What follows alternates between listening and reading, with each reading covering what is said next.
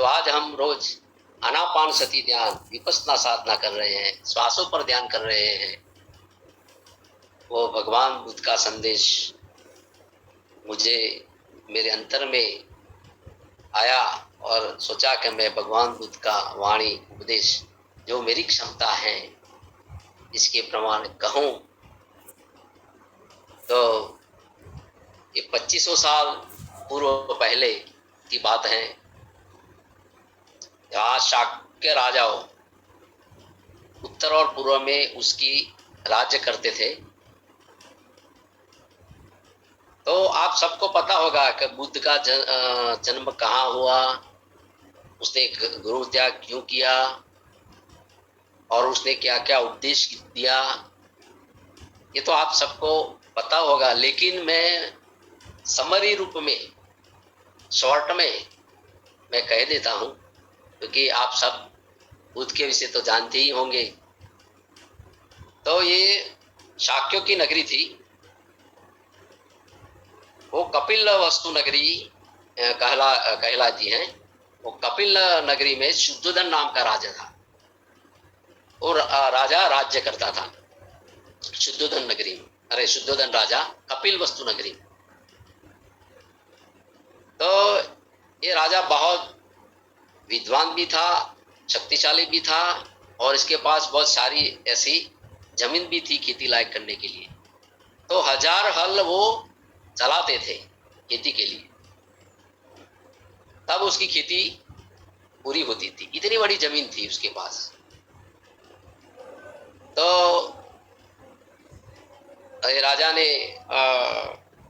जो मायावती नाम की रानी के साथ उन्होंने मैरिज किया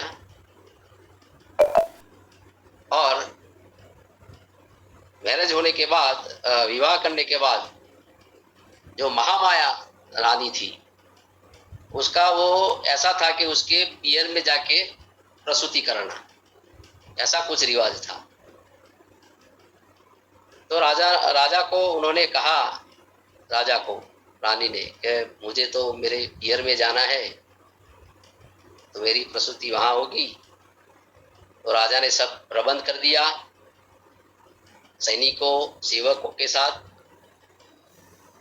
तो वो निकल पड़ी। चलते चलते चलते चलते जंगल आया, वन आया।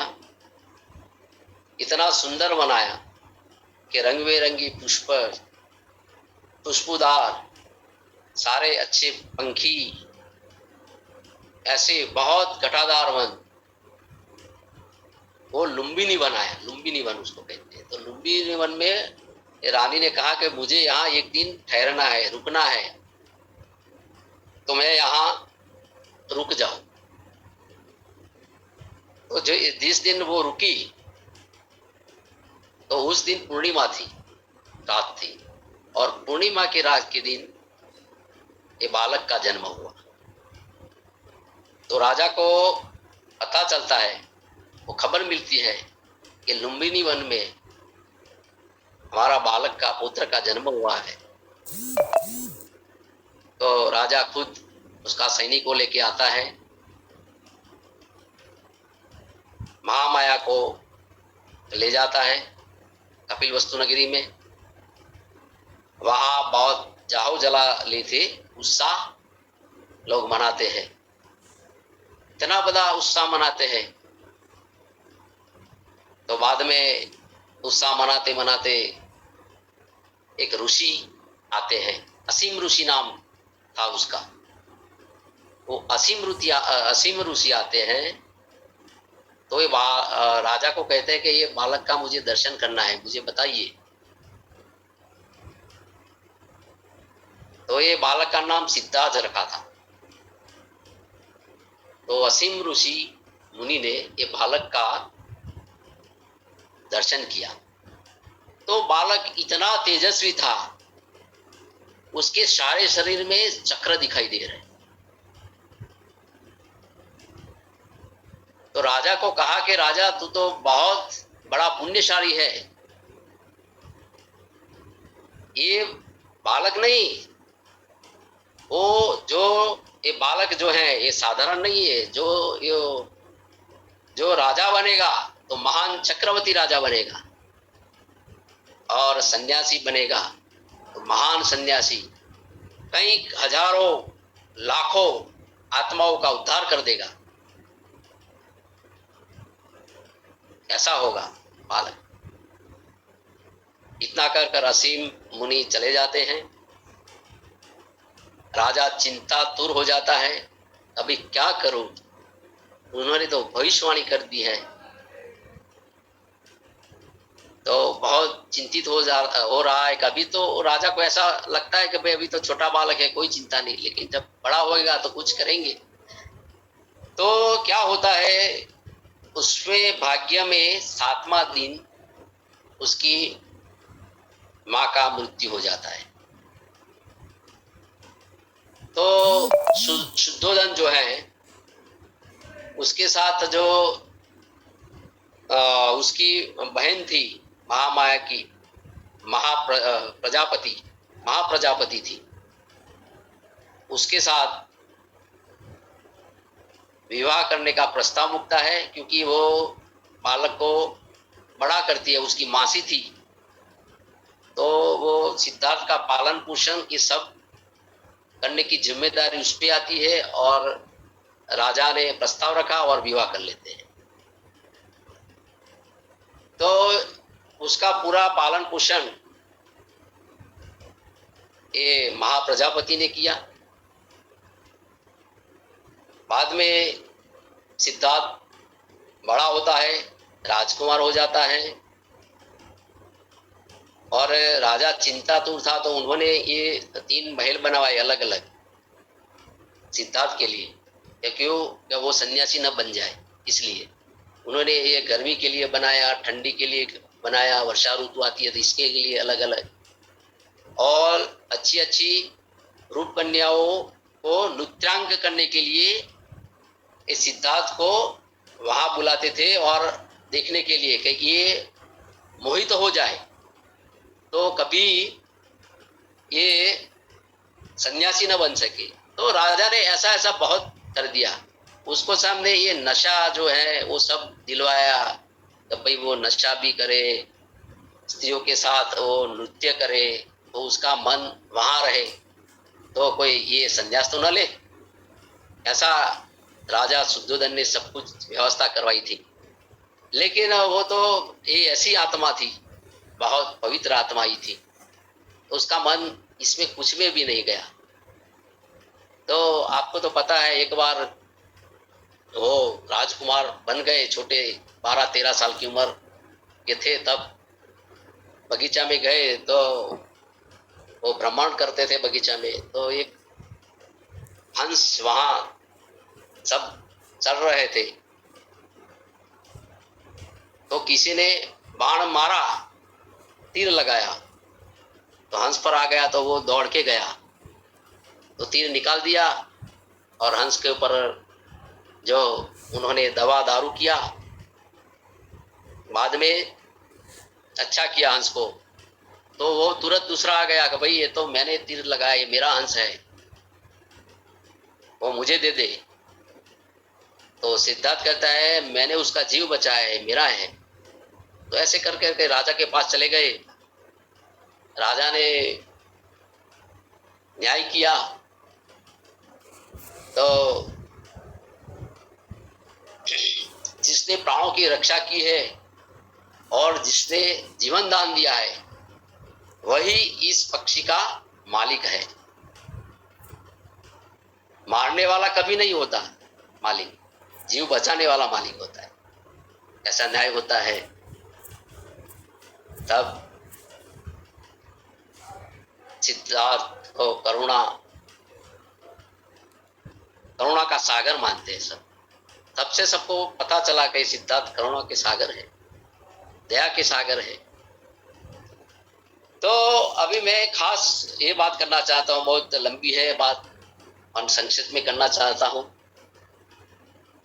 कि सिद्धार्थ ने गृह त्याग क्यों किया।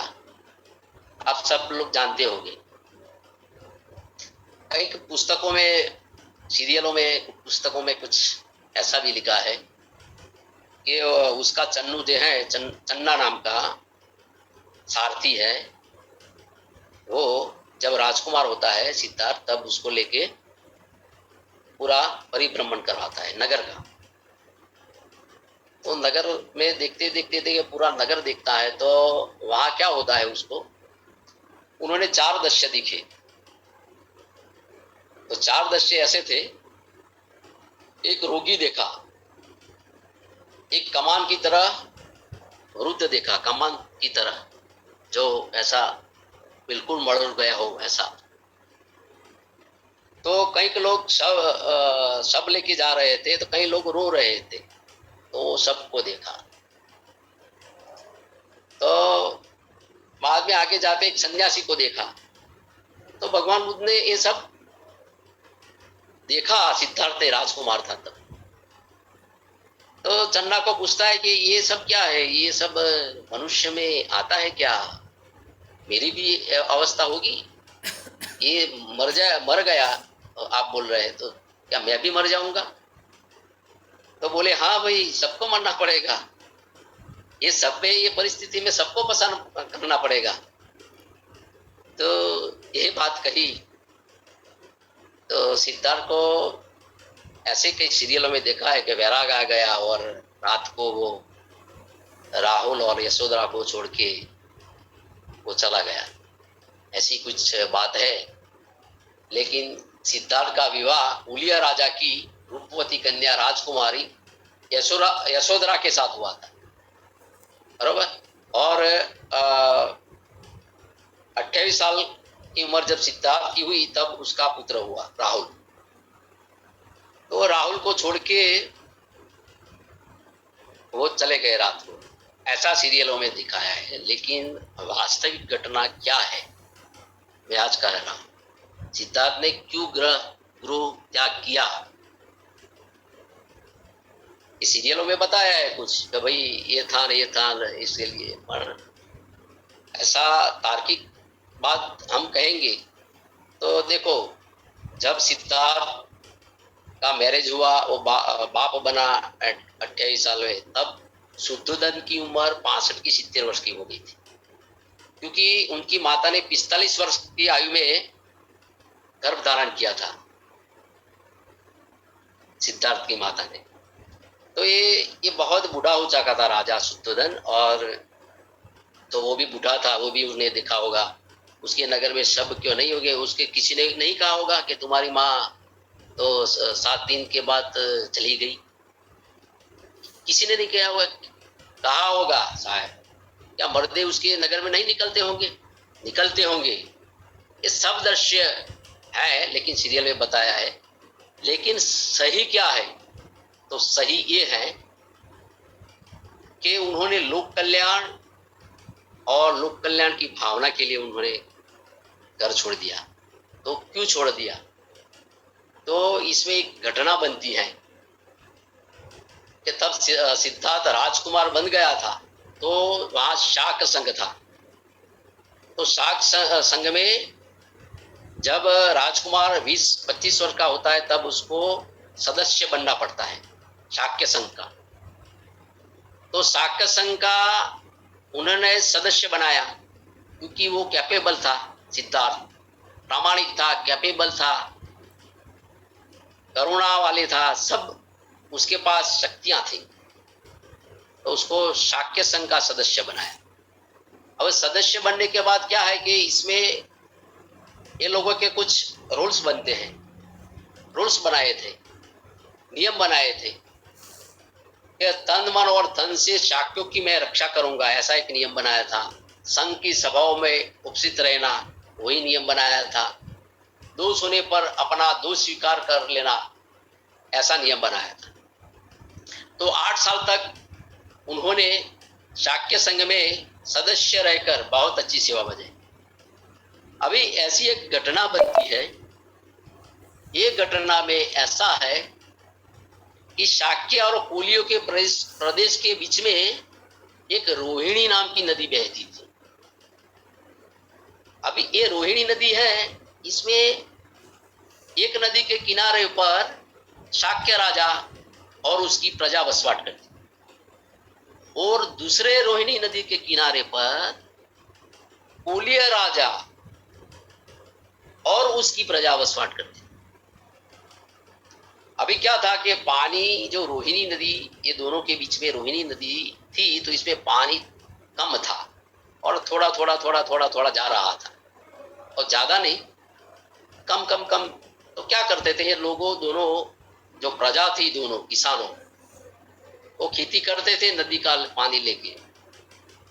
तो एक बार ऐसी घटना हुई कि पानी के कारण दोनों किसानों, कुलीय और शाक्य के किसानों, बहुत आमने सामने आ गए, और इतना बड़ा झगड़ा हो गया, भारी झगड़ा हो गया पानी के कारण। तभी पानी के कारण झगड़ा हुआ तो ये बात चली आगे, उसकी बात से राजा तक पहुंच गई। तो शाक्य संघ का जो सदस्य था, जो सिद्धार्थ, उनके पास सब बैठे और मीटिंग की, और उसके प्रधानमंत्री और ये सब जो थे अमात्य ने, सब लोग तो बोले कि भाई ये लोग नदी का पानी ले लेते हैं और हमारे किसानों को मारते हैं एक कुलीय वाले। तो सिद्धार्थ, अभी तो हम उसके ऊपर चढ़ाई करेंगे, झगड़ा करेंगे, और कायमी का परमानेंट सॉल्यूशन लाएंगे, क्योंकि झगड़ा तो करना ही है, युद्ध तो करना ही है। तो क्या हुआ बाद में, सिद्धार्थ बोलता है कि ना भाई देखो, पानी करता प्राणों बहुत मूल्यवान होते हैं, आप झगड़ा करेंगे तो क्या इसका सॉल्यूशन हो जाएगा? तो सब उसका मंत्रिमंडल बैठा था, तो इसकी जो शर्त पहले थी कि भाई ये शर्तों का पालन करना पड़ेगा, नियम, तो वो सिद्धार्थ ने शर्तों का नियम का भंग कर दिया। ऐसे करके वो सब लोग खड़े हो गए और बोल दिया सिद्धार्थ को कि भाई अभी आपके जो परिवार में जो है, परिवार और पूरी खेती की जमीन हम जब्त कर लेंगे, अथवा तो जो नहीं जब्त करना तो आपको गृह त्याग करना पड़ेगा। ये बात एक पुस्तक है धम्मपद, बाबा साहेब आम्बेडकर ने लिखा है,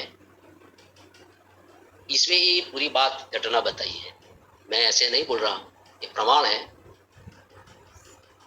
तो बाद में क्या हुआ, बाद में वो इसके घर पे मामला पहुंच गया, पहले ही सिद्धार्थ ने तो बोल दिया कि भाई मैं तो चलो कोई बात नहीं, मैं राजीनामा दे देता हूँ, और मैं ये मेरा परिवार को और मेरी जमीन को मत लेना, मैं गृह त्याग कर देता हूँ, ऐसा कहा। और ये पहले तो ये बात शुद्धोधन तक पहुंच गई, जब सिद्धार्थ वहां से लौटने से पहले। तो वहां गया सिद्धार्थ, तो शुद्धोधन राजा ने कहा कि पुत्र तूने इतना झड़पती फैसला क्यों ले लिया, युद्ध तो हम नहीं करते, कोई बात नहीं, तो फैसला वापस कर लेके इसमें क्या है, पर तूने इतना बड़ा फैसला कर लिया कि गृह त्याग में कर दूंगा, ये बहुत अच्छी बात नहीं है। तो सिद्धार्थ ने बोला कि मैंने वचन दे दिया है पिताश्री, देखो मैं जो झगड़ा करता, कदाच युद्ध होता कुलियों के साथ और मैं मर जाता, तो आप क्या करते, ऐसी बात कही सिद्धार्थ ने उसको, पिता को। तो बाद में उसका वचन के कारण, लोक कल्याण के कारण, कुछ उद्देश्य लेकर, उद्देश्य की भावना लेकर सभी अमात्यों के साथ उसको पिता की आज्ञा, माता की आज्ञा, और जो उनकी पत्नी थी यशोधरा, उसको भी कहा कि मैं जाता हूँ, अभी मुझे जाने दो, तो वो भी उसके पीछे चलने की बात करती है। लेकिन सिद्धार्थ कहता है कि भाई बच्चा छोटा है, नहीं आना है आपको, मेरे माता पिता भी वृद्ध हो गए हैं, आप सेवा करना है, मैं गृह त्याग करता हूँ। तो वो गृह त्याग करके गए सिद्धार्थ, उन्होंने इसलिए गुरु त्याग किया। गुरु त्याग का यही मुख्य कारण है। लेकिन जो है, जो गुरु त्याग किया, जो लोग ऐसी बात करते हैं कि भाई वो बूढ़ा देखा ना वो देखा, ये भी जिसको जो सही माने वो ठीक है, लेकिन उन्होंने गुरु त्याग किया, ये बात सही है। तो मैं थोड़ा सब्र है।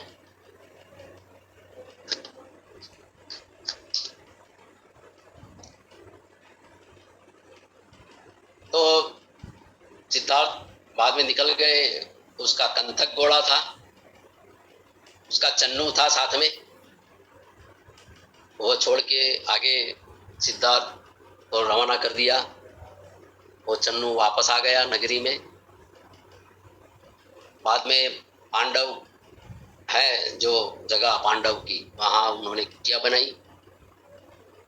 एक कुटिया में अकेला रहता था। बाद में 5 तपस्वी मिले, तो तपस्वियों के साथ उन्होंने तपस्या की। तो तपस्या करने के बाद उसको बहुत अच्छा अंदर का जो उसको जो प्रश्न था उसका सॉल्यूशन नहीं मिला। तो वो सिद्धार्थ आगे गए। आलाराम कालाम नाम का तपस्वियों के साथ उन्हें तपस्या की। वहां जाने के बाद आगे गया, वहां भी उसको कुछ नहीं मिला, शांति नहीं मिली। तो वो आगे जाता है और वहां तपस्या करता है। वहां राम प्रसाद करके ऐसा कोई है तपस्वी योगाचार्य, उसके संग में रहता है। और बाद में भी उसका प्रश्नों का उसको सॉल्यूशन नहीं मिला। तो वो सिद्धार्थ आगे जाते हैं। आगे जाते जाते ऐसी तपस्या 6 साल की कि उसकी जो खाने बाने का सब बंद हो गया था। कभी कभी खाते थे, कभी कभी नहीं खाते थे, तो उसका शरीर दुर्बल हो गया था। तो वो तपस्या कर आगे जब गए तो वो एक निरंजना नदी आती है, तो निरंजना नदी को पार करना था। तो निरंजना नदी को पार करने के लिए भी सिद्धार्थ असमर्थ थे। उसके पास शक्ति नहीं थी, ताकत चली गई थी। तो एक छोटा सा ऐसा झाड़ था, उसको लेके पकड़ के वो नदी के पार गए। और वहां एक पीपल का वृक्ष था, बोध गया। वहां पीपल का वृक्ष के नीचे उन्हें तपस्या किया चालू किया, वहां बैठे। तो दूसरे दिन एक दूर के गांव है, वहां वो गांव से एक औरत आई। क्योंकि पहले कदाच मंदिर नहीं होंगे, तो वो पीपल की सेवा करती होगी औरत। तो इसमें खीर है, दूध है, वो सब सामग्री भर के आई थी डिश। तो पीपल की सेवा करती होंगी। अभी आज लोग भी करते हैं पीपल की सेवा, पेड़ की। तो पीपल के वृक्ष के आगे देखा तो कोई साधु बैठ रहा था। उसने देखा वो तो उसके तो शरीर में प्राण है, लेकिन अभी ये तो बिल्कुल हड्डियां जैसा बाहर निकल देखा है उसका। तो वो शरीर का मांस तो कोई दिखाई नहीं देता, वो शरीर चामड़ी वामड़ी सब अंदर चली गई है। तो उन्होंने कहा कि साधु महाराज ये प्रसाद ग्रहण कीजिए, मैं प्रसादी दे रहा हूं आपको। तो उन्होंने खीर खाया। तो इस रात को बुद्ध ने सिद्धार्थ ने ऐसा संकल्प किया कि मैं कुछ भी हो, मैं प्रकाश को ढूंढूंगा। कठोर तपस्या कर दी उन्होंने, इतनी साधना के रात को ये बुद्ध पूर्णिमा जो है, जो पूनम के दिन थे पूर्णिमा, इस दिन उनको बौद्ध तत्व का ज्ञान हुआ। बाद में भगवान बुद्ध जो है बौद्ध तत्व का ज्ञान मिलने के बाद वो उसको जब क्या है कि वो जब खाना खा रहे थे, कुछ कुछ अन्न भोजन कर रहे थे, तो उसके साथ तो तपस्वी 5-7 थे। तो वो भी चले गए कि तो तपस्या नहीं करता, वो तो अन्न चालू कर दिया उन्होंने। तो वो भी चले गए। इस रात पूर्णिमा के दिन उसको बौद्ध तत्व हुआ। बाद में वो चलते चलते गए तो सब लोग उसको, उसकी तपस्या को देख के, उसका प्रकाश ओरा को देख के सब भगवान बुद्ध के साथ चलने लगे, सब जो छोड़ के गए थे वो भी सब शामिल हो गए। तो भगवान बुद्ध ने उपदेश दे दिया। तो थोड़ा ये उपदेश जो है ये क्या है कि जो उन्होंने पहले तो पंचशील की आज्ञा, पंचशील क्या है वो बताया। तो भगवान बुद्ध ने पहला तो धम्म का उपदेश दिया कि जीवन में पवित्रता बनाए रखना वही धम्म है। बाद में जो दुख है, दुख क्यों है, तो दुखों का निवारण हम कैसे कर सकते हैं, वो भी भगवान बुद्ध ने जो पंचशील मार्ग, मध्यम मार्ग और अष्टांग मार्ग ये बताया। तो पंचशील की आज्ञा में जो भगवान बुद्ध ने फर्स्ट फाउंडेशन है वो पंचशील है और एक पवित्रता है। जब तक हम पंचशील की आज्ञा में नहीं रहेंगे तब तक हम 6 घंटे 7 कलाक 7 आवर्स ये पूरा दिन 24 आवर्स हम ध्यान करेंगे, लेकिन ये ध्यान हमारा फेल होने वाला है। हमको कोई सिद्धि नहीं मिल सकती, क्योंकि भगवान बुद्ध ने पंचशील आज्ञा जो बताई है इसमें पहली आज्ञा है कि हिंसा न करना, किसी की हिंसा न करना। तो क्या है कि मन वचन और ऐसे किसी का दुख न हो, ऐसी प्रिय मधुर वाणी बोलनी चाहिए। और प्राणियों में सद्भावना हो, विश्व का कल्याण हो। तो आज पत्री जी सर वही कर रहे हैं कि भाई हिंसा मत करना, शाकाहारी बनना, वो बात बता रहे हैं सब। तो चोरी न करना, तो अभी चोरी लोग व्यापार धंधा में करते हैं, शिष्टाचार को छोड़कर भ्रष्टाचार करते हैं। तो कितनी चोरी है, ऐसी नहीं चोरी कभी रात को आके ताला तोड़ के हम चोरी कर देना है, वो चोरी ठीक है, ये अलग बात है। लेकिन चोरी जाहिर में करते हैं लोग, भ्रष्टाचार करते हैं, व्यापारी लोग डुप्लीकेट माल देते हैं, कितनी कितनी चोरी करते हैं लोग। ये चोरी नहीं करनी चाहिए ऐसी। और बाद में हम ध्यान में बैठ जाएंगे, हम चोरी करेंगे ध्यान में बैठ जाएंगे, क्या फर्क पड़ता है, कुछ नहीं मिलने वाला हमको। दूसरी बात है असत्य न बोलना, व्यभिचार न करना। तो लोग क्या करते हैं, शक्तियों को बुरे रास्ते में डाल देते हैं। पैसा बहुत ज्यादा होता है तो उसकी शक्तियों को दूसरी जगह में वेफड़ देते हैं और उसकी तो जिंदगी बर्बाद करते हैं, फिर खुद की भी बर्बाद करने के बाद दूसरों की भी जिंदगी बर्बाद करते हैं व्यभिचार करके। तो असत्य न बोलना, तो बात में लोग झूठ बोलते हैं। जो अभी तो मोबाइल युग आ गया है, तो मोबाइल में बोलते हैं भाई कहाँ हो, तो वो घर पे होगा तो बोलेगा कि मैं तो वहां हूं। कोई गेस्ट हमारे घर पे आने वाले हो ना, तो बोलते हैं भाई आप घर पे हैं, हम आ रहे हैं। अरे यार नहीं नहीं नहीं नहीं नहीं नहीं नहीं, नहीं। अभी मैं बाहर हूँ और शाम को आऊंगा, क्या करेंगे। इतने झूठ बोलते हैं, घर में है तो भी खुद का जो बेचारे गेस्ट आने वाले को ऐसा झूठ बोल के भगा देते हैं, कभी आना ही नहीं तुरंत। तो इतना कितना लोग ये मोबाइल सेवा से कितनी झूठ बोलते हैं पता नहीं, तो कहां से उसका कल्याण होगा।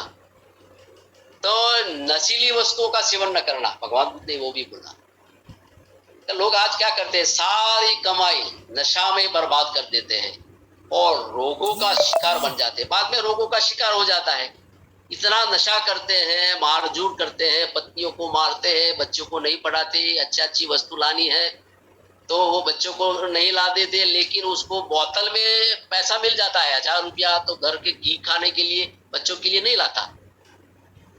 ऐसा लोग करते हैं। तो ये भगवान ने जो पंचशील बताई आज्ञा, जो ये पंचशील का जो फाउंडेशन जो है, जो ये पंचशील का फाउंडेशन जो मजबूत होगा घर घर में, गांव में, शहर में, एक व्यक्ति के पास जो पंचशील की आज्ञा होगी, तो जरूर एक हमारा देश और बहुत अच्छा विकास होगा, सब प्रामाणिक होंगे और धरती में एक स्वर्ग आएगा, सतयुग आएगा, जैसा मैं मानता हूँ। तो भगवान बुद्ध ने कोई ऐसी पंचशील आज्ञा नहीं दे दी, उसने विचार किया होगा कि ये होगा तो ये होगा।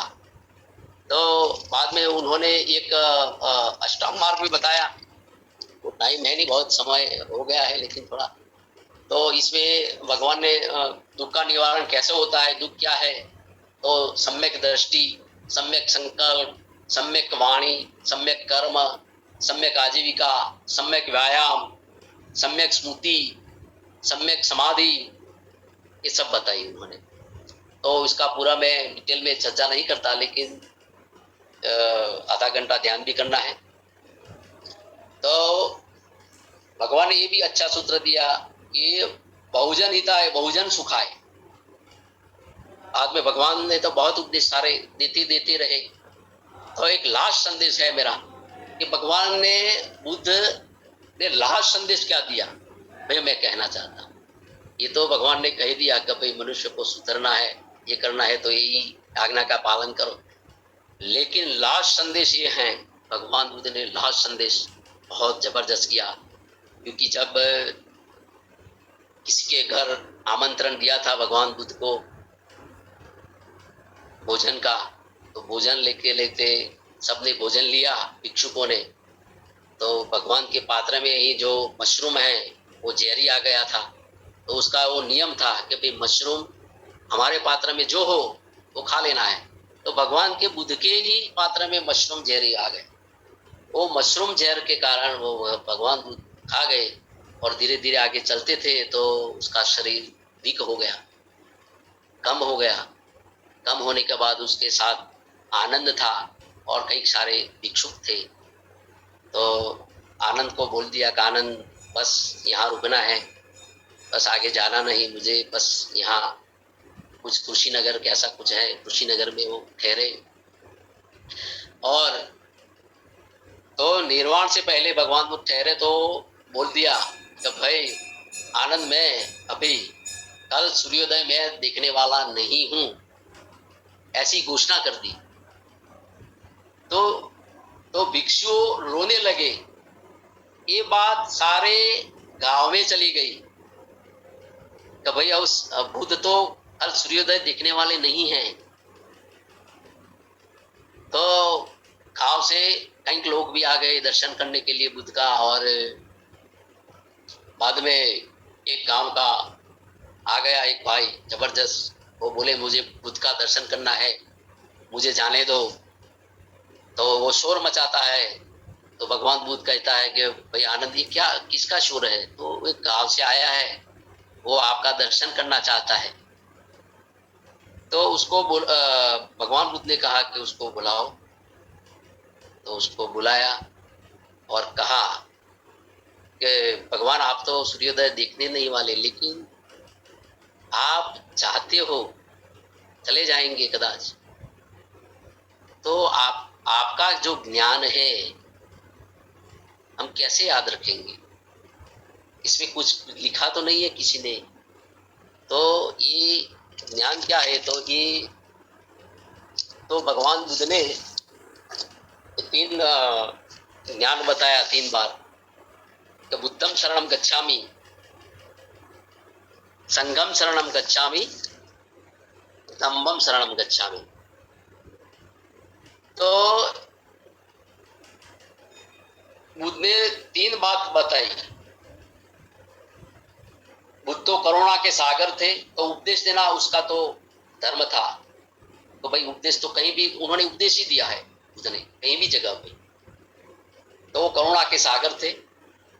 तो बुद्धम शरणम गच्छामि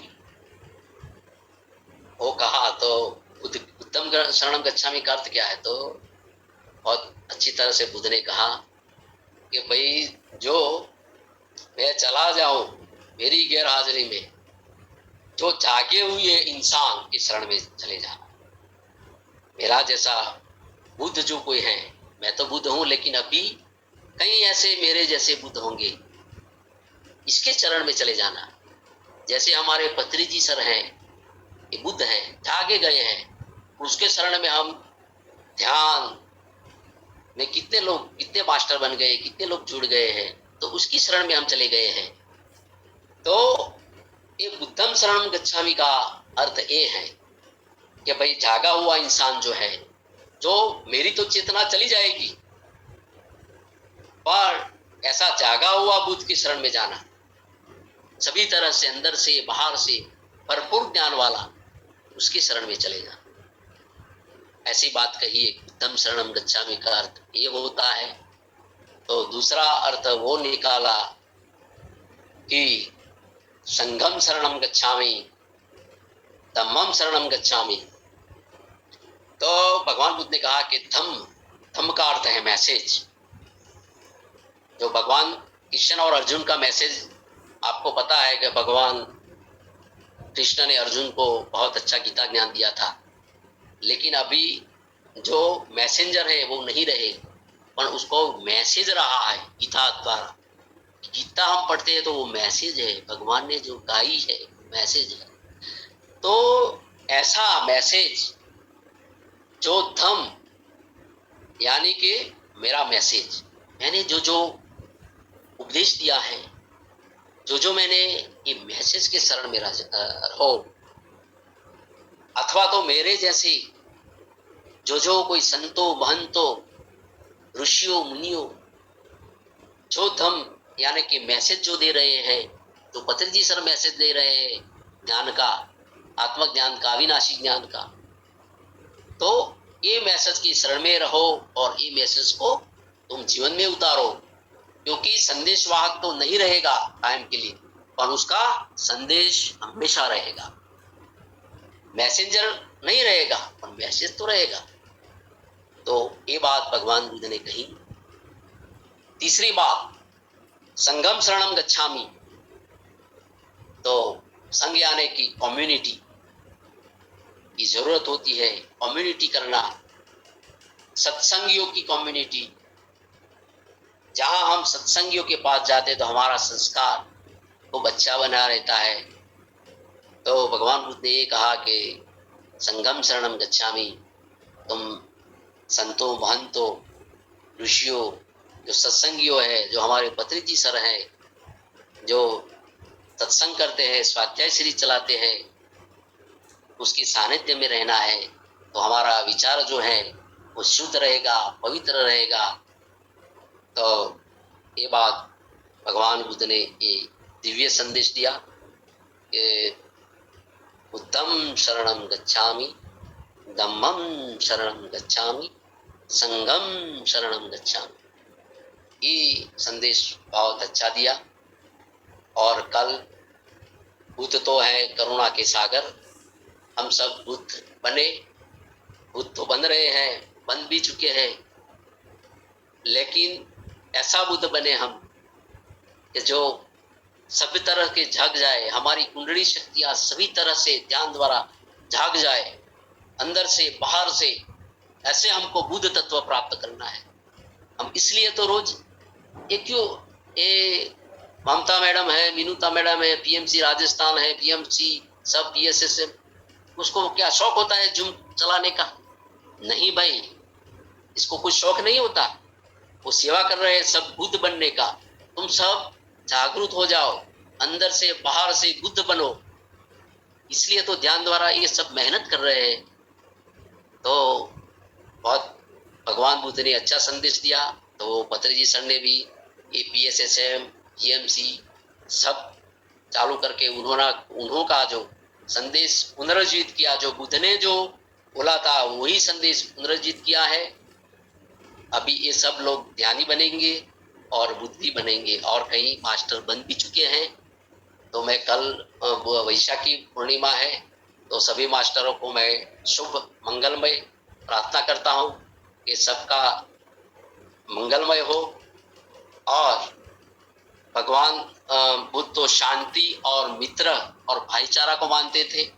तो सब मित्र और भाईचारा और सब में शांति आ जाए, हमारे भारत देश में पूरी शांति रहे, ऐसी मैं शुभ मंगल कामना करता हूँ। बुद्ध पूर्णिमा को सबको मेरा आत्मवंदन। और मैडम आप ध्यान करना की विधि थोड़ी चालू कर दीजिए, सबको बैठा लीजिए। सब पानी पी लीजिए, ध्यान की अवस्था में आ जाइए, हाथों को क्रॉस कर लीजिए, लेग क्रॉस कर लीजिए। अगर सोफे पे या चेयर पर बैठे हुए हैं, चश्मा लगा रखा है तो हटा दीजिए। आंखें कोमलता से बंद। संस्कृत जी म्यूजिक चला दीजिए। वो म्यूजिक चलाना हो, मैंने कल दिया। Yes sir, yes sir.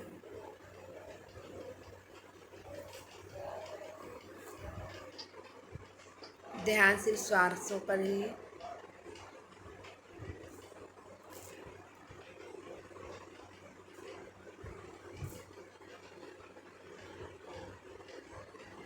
अंदर आते हुए श्वास, बाहर जाते हुए श्वास। ना कोई सोच, ना कोई विचार,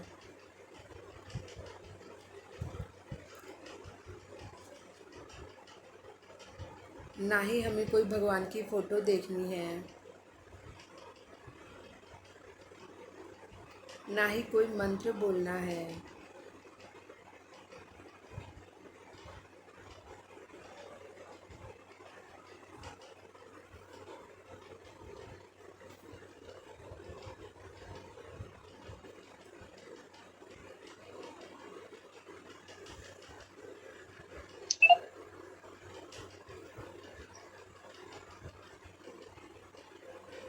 एक पहरेदार की तरह सांसों पर ध्यान देना है। एक ही रास्ता है श्वास अंदर आने का और बाहर जाने का।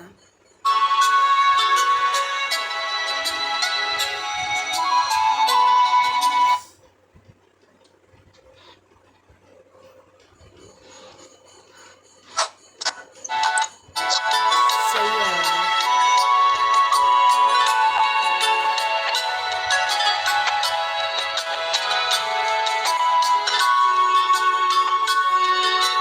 बीच में आंखें बिल्कुल नहीं खोलनी है।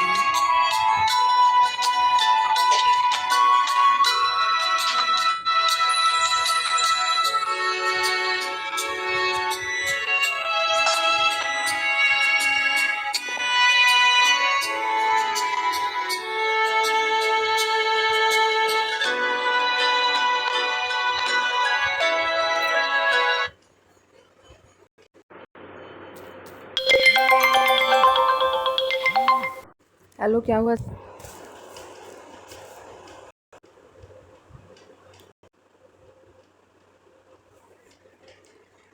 ध्यान सिर्फ सांसों पर ही।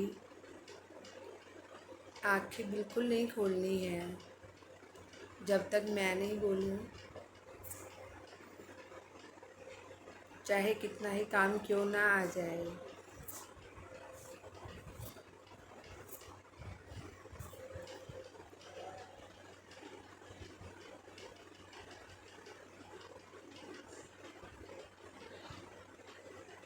ब्रह्मा ऋषि पत्री जी बोलते हैं कि श्वास ही हमारी गुरु है।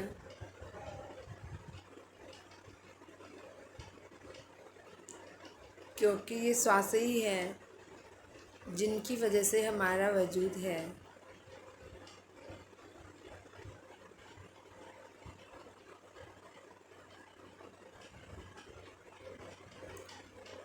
अगर शरीर में श्वास नहीं है तो शरीर का कोई वजूद नहीं है।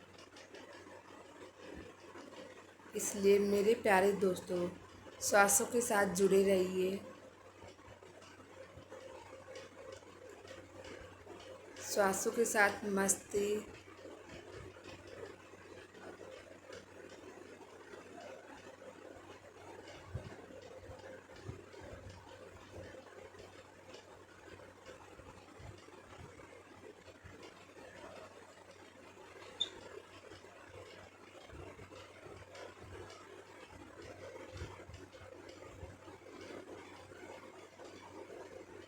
महसूस कीजिए सांसों को। अंदर आती हुई श्वास, बाहर जाती हुई श्वास।